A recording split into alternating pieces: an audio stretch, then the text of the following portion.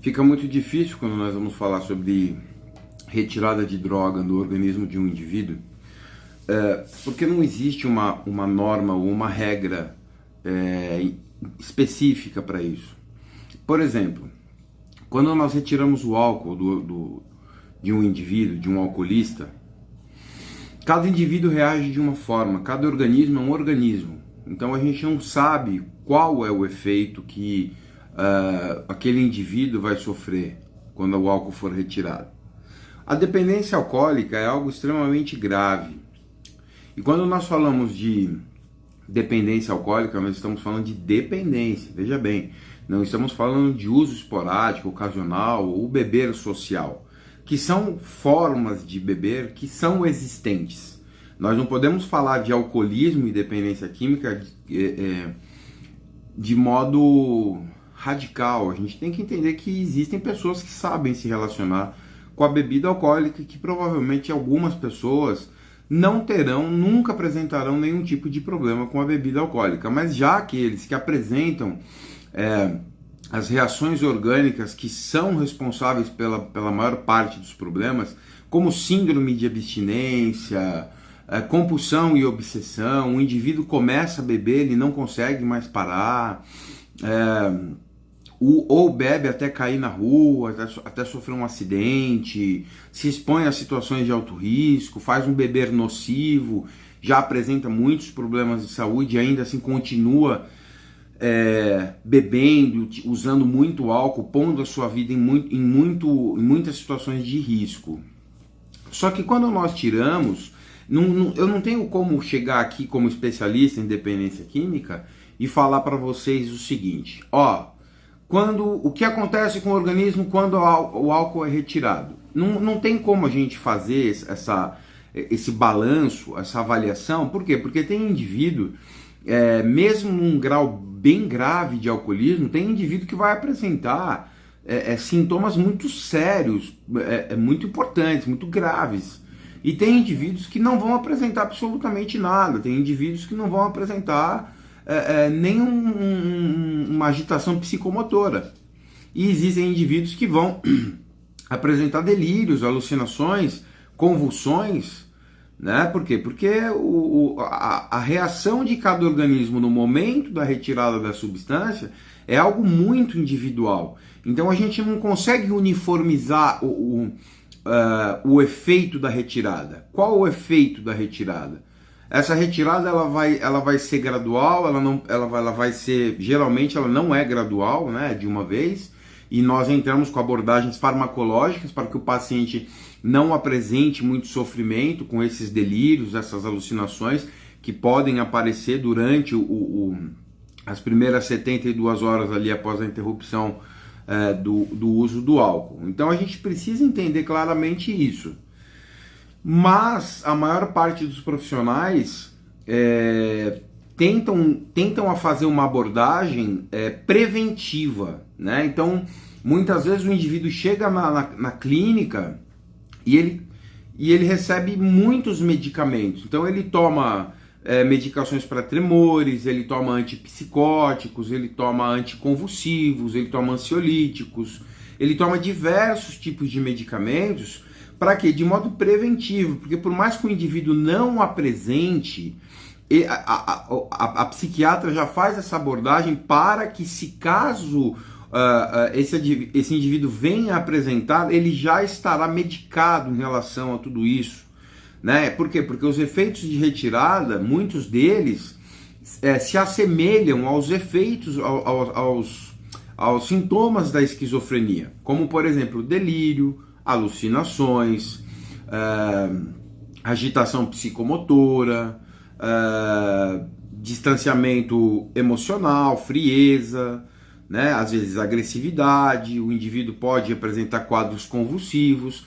Por esse motivo que os primeiros 3, 4, 5 dias ali que o indivíduo entra em abstinência do álcool, é necessário esse uso de medicamentos mais intenso. Por quê? Porque o indivíduo ele pode evoluir a óbito caso ele não seja bem abordado no momento da síndrome de abstinência. Lembrando que a bebida alcoólica A dependência alcoólica é a dependência mais grave que tem, eu sempre falo isso, não sou só eu que falo isso, né?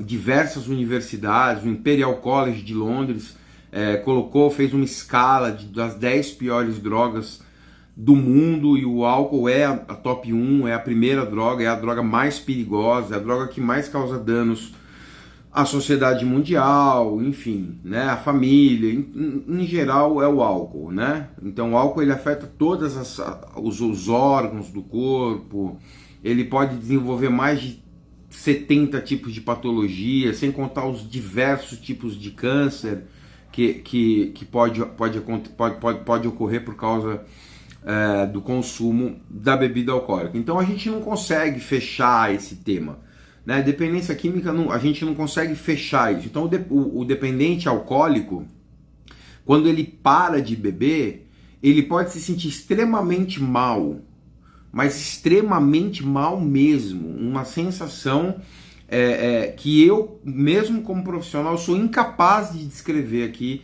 para vocês, mas ele também pode simplesmente não sentir nada, porque cada organismo é um. Então a gente não tem como fechar esse tema, né? A dependência alcoólica é algo que tem assolado milhões de pessoas, né? Tem destruído milhões de famílias, está diluindo os relacionamentos, os casamentos, contato entre pai e filho, muitos traumas de pessoas, de pacientes que eu tenho, por exemplo, eles têm porque o pai era alcoolista e ele viu o pai, cresceu vendo o pai agredindo a sua própria mãe, né? Então, assim, fica muito complicado você fazer uma abordagem de um indivíduo assim, porque você está lidando com um problema que vai além da questão da droga, muito além da questão da droga, né? A gente está falando de algo que exige uma mudança generalizada no comportamento do indivíduo, na postura desse indivíduo diante da vida, da forma como esse indivíduo lida com a realidade ao seu redor, a forma como esse indivíduo gerencia suas emoções, como ele pensa em relação a uma situação, a leitura cognitiva que ele faz de algo que esteja acontecendo na sua vida, né? Então o álcool ele entra como uma forma de anestesiar as emoções. E se você me perguntar, Sérgio, mas realmente anestesia? Sim, porque a mudança de percepção da realidade, ela realmente ocorre. O indivíduo ele realmente vai apresentar, ele vai ter uma visão da realidade mais macia, mais confortável, porque o primeiro efeito do álcool, o álcool possui 3 efeitos. O primeiro efeito é o ansiolítico, é aquela redução da ansiedade, a redução do mal-estar, da pressão da semana, do dia a dia. O segundo efeito é o efeito euforizante, é onde o indivíduo fica mais ligado, mais falante, mais agitado. E o terceiro estágio, que é o perigoso e o que pode ser fatal, que é o estágio depressor, tá? Então o álcool ele tem 3 efeitos, né? Então o efeito do álcool no corpo humano vai depender da quantidade de substância que esse indivíduo está ingerindo. Então a gente precisa ter essa percepção, né? E saber que esse indivíduo, muitas vezes, ele faz o uso dessa substância como uma forma de se refugiar de emoções perturbadoras, né? E quando o efeito do álcool vai embora, e tudo isso fica pior, porque vem a ressaca, vem a frustração, a vergonha, a tristeza, mais a abstinência do álcool e todo o mal-estar que ele tentou se esconder usando o álcool vai estar lá no momento em que o entorpecimento, que o efeito do álcool for embora, esse mal-estar da vida continuará lá, né? Então esse indivíduo vai e bebe de novo, então ele entra naquilo que nós chamamos de ciclo vicioso, que é a dependência alcoólica ou o alcoolismo crônico. Então é por isso que eu sempre falo, temos que abordar o alcoolismo com muita perícia, muita didática, e não só com o empirismo, com achismos e com aquilo que cada um quer, com aquele serviço que cada um quer oferecer.